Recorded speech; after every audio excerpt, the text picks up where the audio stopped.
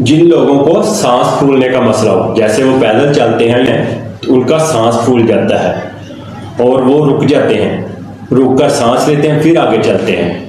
आजकल आड़ू का सीजन है, वो सारा दिन में 1 आड़ू या 2 आड़ू खा लिया करें। ये आप मुसलसल 1 हफ्ता खाएं तो जिन लोगों को सांस फूलने का मसला है वो आड़ू के साथ ठीक कर सकते हैं। दिन में 1 या 2 आड़ू जरूर खा लिया करें, क्योंकि आजकल आड़ू का सीजन भी है।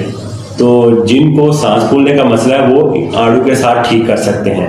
जो बच्चे कमज़ोर होते हैं, अक्सर माएँ कहते हैं कि हमारा बच्चा कमज़ोर है, उनके लिए मैं बताने जा रहा हूँ। शहद अक्सर मेडिकल स्टोर से मिल जाता है।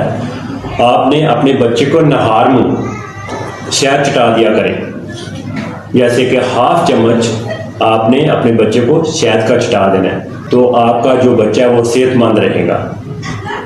तो आप अपने बच्चे को खुद ही कुछ दिनों तक देखेंगे तो आपका बच्चा पहले से काफ़ी अच्छा और सेहतमंद नज़र आएगा। इस वीडियो को आगे ज़रूर शेयर करें, मुझे फॉलो करें। अल्लाह हाफ़िज़।